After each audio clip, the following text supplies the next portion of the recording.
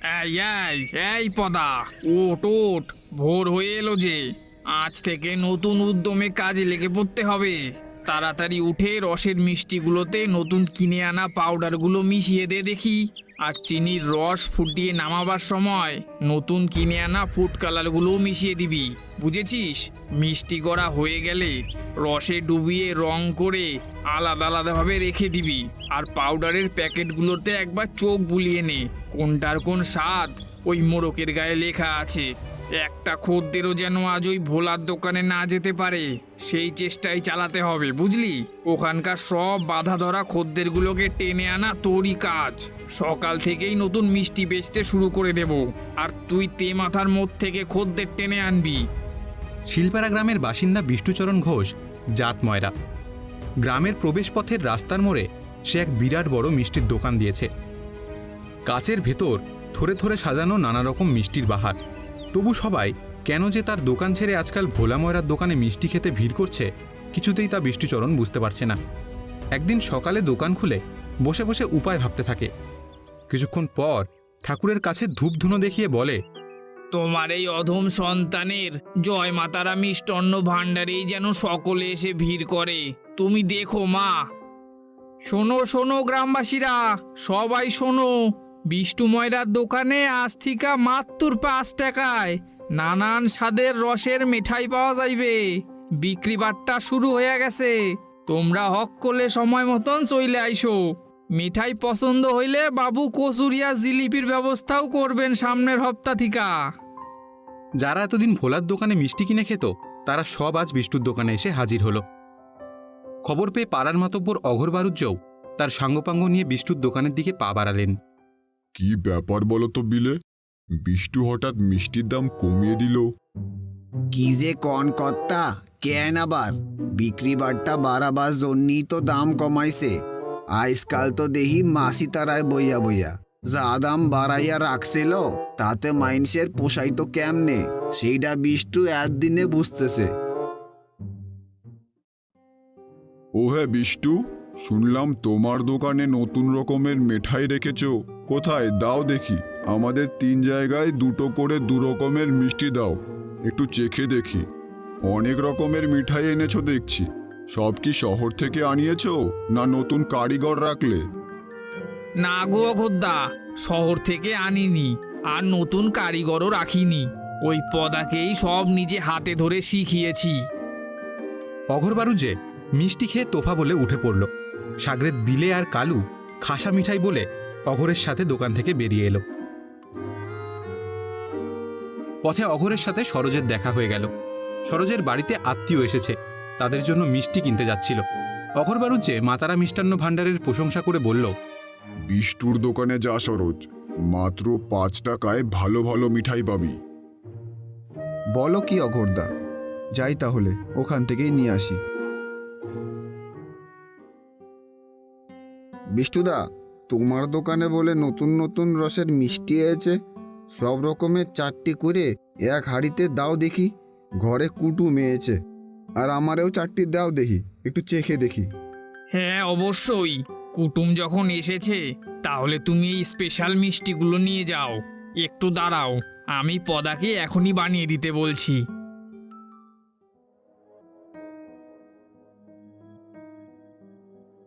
এই পদা, সরোজের বাড়িতে কুটুম এসেছে, ওকে ভালো দেখে টাটকা রঙিন মিষ্টি বানিয়ে দে। আইসা, এই তো দিতাছি বাবু, সরোজারে একটু খাড়াইতে কন। সরোজের হাতে মিষ্টির হাড়ি ধরিয়ে দিয়ে এক বড় দাও মারল স্পেশাল মিষ্টি বানিয়ে দেওয়ার বাহানায়। সরোজের টাকার অভাব ছিল না, সে সঙ্গে সঙ্গে টাকা বের করে দিয়ে দিল। যাক, মিঠাইগুলো সত্যিই দারুণ খেতে। নিজে খেয়ে দেখে তারপর কিনলুম, এতে ভালোই হলো, সেরা মিঠাইগুলো নিয়ে যেতে পারলুম। ওদিকে মোড়ের মাথায় ভোলা ময়রা মুখ কালো করে দোকানে বসে আছে। একটা খদ্দেরও আজ ওর দোকানে মিষ্টি খেতে আসেনি। সে মন খারাপ করে নিজের মন্দ কপালকে নিয়ে ভাবতে থাকে। সরোজকে ভোলার দোকানের সামনে দিয়ে বাড়ি যেতে হয়, কিন্তু ভোলাকে দোকানের বাইরে দাঁড়িয়ে থাকতে দেখে সরোজ অন্য রাস্তা ধরে।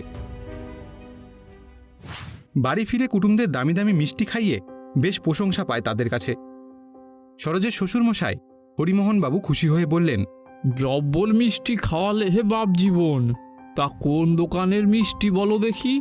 ফেরার পথে নিয়ে যাব। চিন্তা করেন না বাবা, আমি আপনারে আর এক হাঁড়ি কিনে দেবো ওখানে যাবার সময়। সন্ধেবেলায় সরোজের বাড়ি খালি হয়ে যায়। শ্বশুরমশাইকে মিষ্টি কিনে দিয়ে রিকশায় উঠিয়ে চলে আসে। কিন্তু বাড়িতে আসার পর থেকেই সরোজের মিষ্টি খাবার লোভ বেড়েই যায়। বিষ্টুর দোকান অনেক রাত অবধি খোলা থাকে। সরোজ ফের রং বেরঙের রসগোল্লা কিনতে ছোটে। আর অন্যদিকে অঘোরবারুজ্যের মনটাও হাঁকপাক করতে থাকে। সন্ধে হতেই তিনিও বেরিয়ে পড়লেন। কি যে জাদু করলো বিষ্টুর দোকানের মিষ্টি!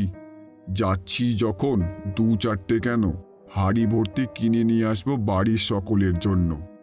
অঘোরবারুজ্য এইসব কথাই ভাবতে ভাবতে বিষ্টুর দোকানে পৌঁছে দেখল সরোজও দোকানে রয়েছে। দুজনেই স্পেশাল মিষ্টির অর্ডার দিয়ে গালগপ্প করতে বসলেন। ওদিকে খদ্দের আসছে না দেখে মনের দুঃখে ভোলা দোকান বন্ধ করে চলে যাচ্ছিল। গাছের আড়াল থেকে বিষ্টুর দোকানে ওদের দুজনকে বসে থাকতে দেখে ভোলার মনটা আরও খারাপ হয়ে গেল। ইতিমধ্যে আরও কয়েকজনের ভিড় জমল সেখানে। সবার মুখে বিষ্টু ময়রার মিষ্টির প্রশংসা শুনে ভোলা আর দাঁড়াল না। তাড়াতাড়ি পা চালিয়ে বাড়ির পথে এগিয়ে গেল। শরীরটা তার মোটেও ভালো লাগছে না। সারাদিন কিছু বেচাকেনা হয়নি, খালি হাতে ফিরতে হচ্ছে ভেবে চোখে জল এসে গেল। বাড়িতে অসুস্থ বৃদ্ধা মা, তার রোজ ওষুধের দরকার, কিন্তু আজ হাতে ওষুধ কেনার একটাও টাকা নেই। ভগবান, কেন আমার প্রতি এমন বিরূপ হলেন?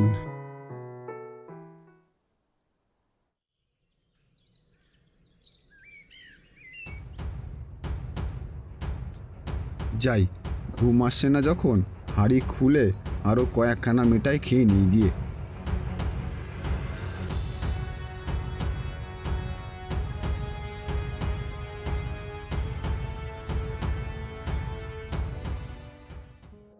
সরোজের স্ত্রী সুবলা দুদিন ধরে লক্ষ্য করছে সরোজ কেমন একটা ঘরের ভেতর চলে গেছে।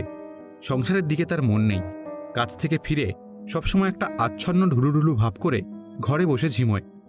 ঘরে ঢুকে দেরাজ খুলে রোজকার মতো সংসারের খরচার টাকা পয়সা রাখতে গিয়ে সুবলা দেখল বেশ কিছু টাকা পয়সা উধাও হয়ে গেছে।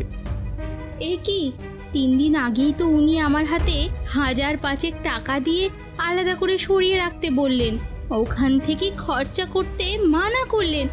আর এখন দেখছি ওখানে মাত্র 1500 টাকা পড়ে আছে। হে, এমন কিভাবে সম্ভব? ওনার হাব ভাব মোটেও সুবিধার ঠেকছে না। এতগুলো টাকা থোয়ার পাখনা মেরে উড়ে যেতে পারে নাকো। ওনার ওপর আরো কড়া নজর রাখতে হবে। কোথাও তো বেরোয়নি এ মাসে, তাহলে টাকাগুলো গেল কোথায়? পরের দিন সকাল থেকে হঠাৎ গ্রামের ঘরে ঘরে কান্নার আওয়াজ। অঘোরবারুজ্যের ছেলে রমেন বাড়িতে কবরেজ ডেকে এনেছে। তার বাবার শরীরে নাকি কোনো সার নেই। দুদিন ধরে আচ্ছন্নের মতো পড়ে আছেন। সারা বাড়িতে ছোট বড় ডাস পিঁপড়ে আর আরশোলায় ভরে গেছে দেখছি। আর অঘোরের মুখে হাতে সব রস চিটচিট করছে যে, তা পরিষ্কার করে দাওনি কেন? বাবাকে সামলানো যাচ্ছে না কবিরাজ মশাই। সারা বাড়িতে যেখানে সেখানে মিষ্টির হাড়ি ছড়িয়ে রেখেছেন। এত মিষ্টি কোথা থেকে আসছে তাই তো বুঝতে পারছি না। অনেকবার জিজ্ঞেস করেছি, কিছুই বলতে চাইছেন না। মাঝে মাঝে চোখ খুলে ফ্যাল করে তাকিয়ে থাকে, আর ওই জানলায় দাঁড়িয়ে কাকে যেন খোঁজে। আমার মনে হয় ওই মিষ্টিতেই এমন কিছু আছে যা লোভে অঘোর নেশাগ্রস্ত হয়ে পড়েছে। ওকে একটু চোখে চোখে রাখতে হবে। কোন দোকান থেকে মিষ্টি আসছে, কে বা কালা দিয়ে যাচ্ছে, কখন আসছে, অঘোর নিজে যাচ্ছে কি না, সব দিকে তোমাদের খেয়াল রাখতে হবে, বুঝলে? হ্যাঁ রে ছোটু, শিলপাড়া গায়ের লোকেদের ব্যাপারটা কি কত! যারা রোজ দুবেলা চা খেতে আমার দোকানে ভিড় জমাতো, তোর দোকান থেকে তেলে ভাজা কিনে খেত, তাদের কাউকে গত 1 সপ্তাহ ধরে দেখা যাচ্ছে না। সেইটি খেয়াল করে দেখেছিস? যারা আজকাল চা খেতে আসছে তারা সবাই পথ চলিত লোক, বেশিরভাগই ভিন গায়ের। শিলপাড়ার চায়ের আড্ডা হঠাৎ বন্ধ হয়ে যাবার কারণ কি? ও মা, তুমি এখনো জানো না? অক্কলে আজকাল বিষ্টু ময়রার দোকানে মেটাই খেতে যায়। ওদের বোধহয় চা শপে অরুচি ধরে গেছে। চশমখোর বিষ্টু ময়রা হঠাৎ করেই মিষ্টির দাম কমিয়ে নতুন নতুন মিষ্টি বেচতে শুরু করেছে। মাঝখান থেকে ভোলা ময়রার বিক্রি বাট্টা বন্ধ হয়ে গেছে। বেচারা মনের দুঃখে আর দোকান খুলছে না। গেল সপ্তাহে একদিন সন্ধ্যাবেলায় সরোজদার সাথে দেখা হয়েছিল। সে বলে স্পেশাল মিষ্টিগুলো নাকি দাম বেশি হইলেও একবার খাইলে নাকি বারবার খাইতে মন চায়। বুঝলুম এবার। তবে সরোজদাকে অনেকদিন পড়াতেও বেরোতে দেখিনি। চায়ের দোকানে আসা তো বন্ধই করে দিয়েছে। অগর যেটুকুও পড়ার আড্ডাখানায় দেখছি নে। অসুখ বিসুখ করলো নাকি? আজ একবার দোকানে ঝাঁপ ফেলে ঘরে ফেরার আগে খবর নিয়ে আসবো গে, কি কস?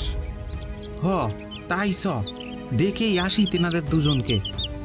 খদ্দেররা চলে যাওয়ার পর দোকান বন্ধ করে দুজনেই গ্রামের দিকে হেঁটে গেল। কিছুটা যাওয়ার পর প্রথমেই সরোজের বাড়ি পড়ে। বাড়ির ভেতর থেকে কান্নাকাটি হৈহট্টগোলের শব্দ শুনে রতন আর ছোট্টু তাড়াতাড়ি পা চালিয়ে এগিয়ে গেল। গিয়ে দেখল ধুন্দুমার কাণ্ড লেগে গেছে। সরোজের বউ সুবলা দুয়ারে বসে কাঁদতে কাঁদতে বলছে, হে কি সর্বনেশ হলো গো!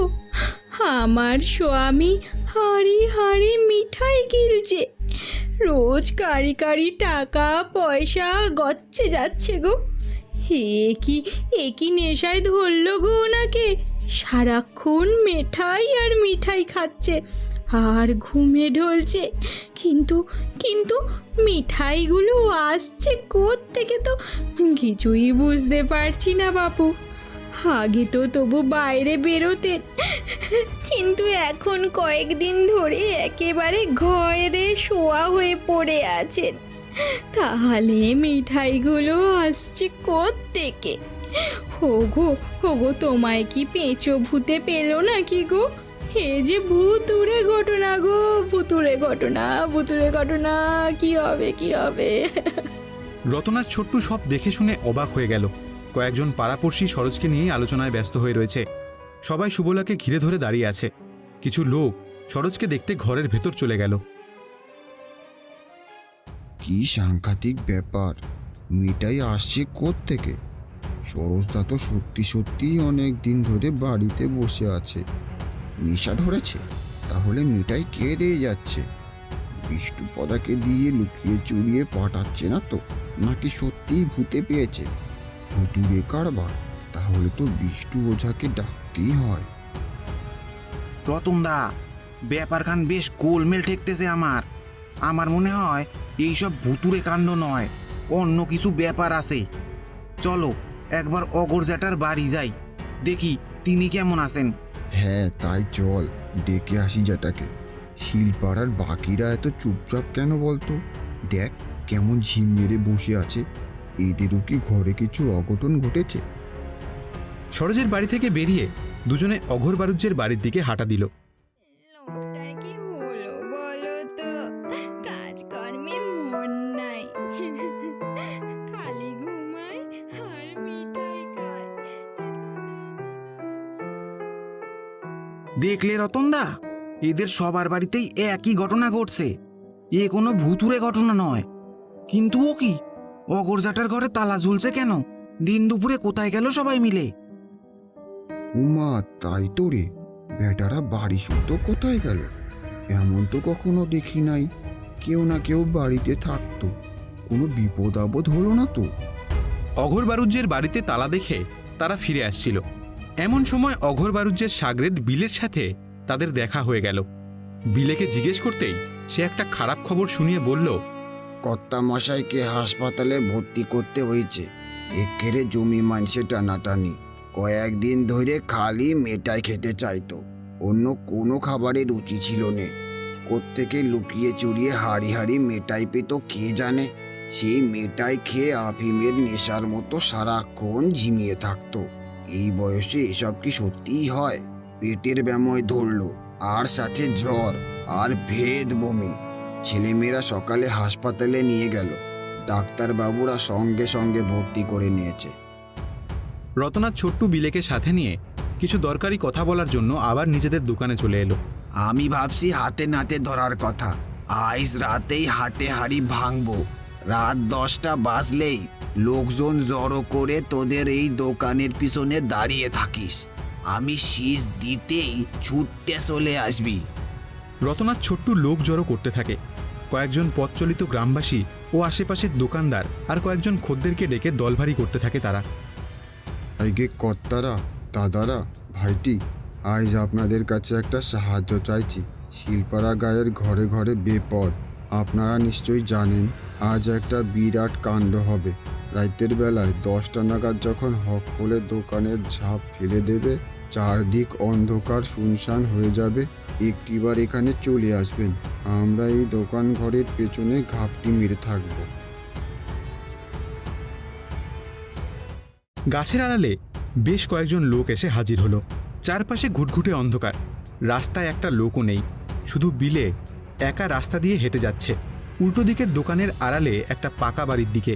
কিছুক্ষণ পর শীষ দেবার আওয়াজ হলো। সবাই একসাথে বাড়িটার দিকে এগিয়ে গেল। বাড়ির ভেতর থেকে চিনির রস জ্বালে মিষ্টি তৈরির গন্ধ সবার নাকে এসে লাগছে। শোন পদা, ওষুধগুলো সব মিশিয়ে দিচ্ছি। আরও কড়া ডোজের ওষুধ এনেছি এবার, বুঝলি? এতে খদ্দেরের লোভ আরও বেড়ে যাবে, আর আমি সবচেয়ে ধনী মিষ্টি বিক্রেতায় পরিণত হব রে। আর তোর মায়নাও আমি বাড়িয়ে দেব, হা হা হা।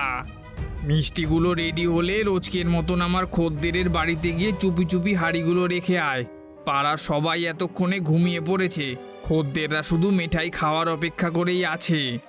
ওই দেখো মেটাই তৈরি হচ্ছে, গুঁড়ো গুঁড়ো পাউডার ডালছে দেখো চিনি রসের মধ্যে। ওগুলো সব মাদক, নেশার জিনিস। এইবার বুঝলে তো ঘরে থেকে সবাই মেটাই পাচ্ছে কি করে। পদা রোজ গিয়ে বাড়ি বাড়ি দিয়ে আসে। ওরে বাবা, এ তো ড্রাগ মেশাচ্ছে দেখছি। দেখো গো তোমরা, বিশু ময়রার পদা রং বেরঙের রসগোল্লার মতো দেখতে রসের মিঠাইগুলোর ভেতরে কিভাবে ইঞ্জেকশন দিয়ে ড্রাগ মেশাচ্ছে। হায় হায় হায়, ওকে তো পুলিশে দেওয়া উচিত। তোরা দাঁড়িয়ে না থেকে আমার নাম করে থানায় খবর দে। আমি এখানেই থাকি।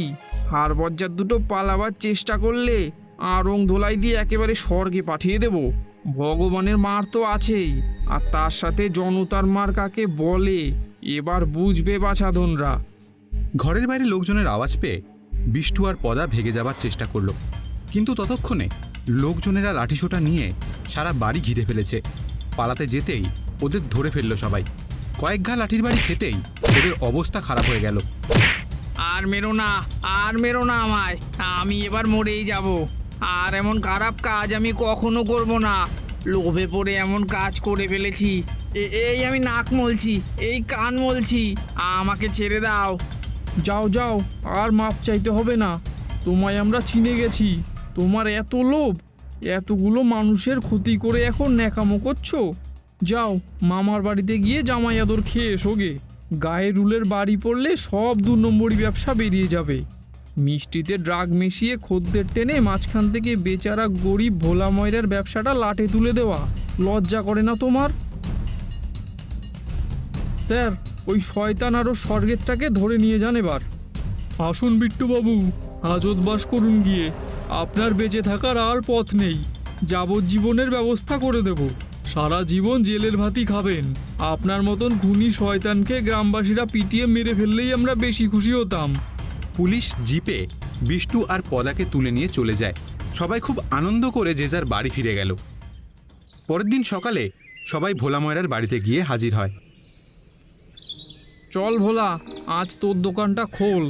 এবার থেকে তোর ব্যবসা আবার আগের মতো রমরমিয়ে চলবে। গ্রামবাসীরা লোভে পড়ে ভুল করে ফেলেছিল, ওই ভুলের মাসুল ওদের দিতে হয়েছে। এখন ওদের সবার চিকিৎসা চলছে। একটু সুস্থ হলেই সবাই আবার তোর তৈরি মিঠাই খেতে ভিড় করবে, দেখবি। সকলে ধীরে ধীরে সুস্থ হয়ে উঠল। অঘরবারুজ্জে সরোজ সকলেই হাসপাতাল থেকে বাড়ি চলে এসেছে। শিলপাড়া গ্রামে আবার আগের মতো শান্তি ফিরে এলো। ভোলা ময়রার দোকানে আবার সবাই ভিড় জমাতে শুরু করলো। ভোলার দুঃখ ঘুচে গেল।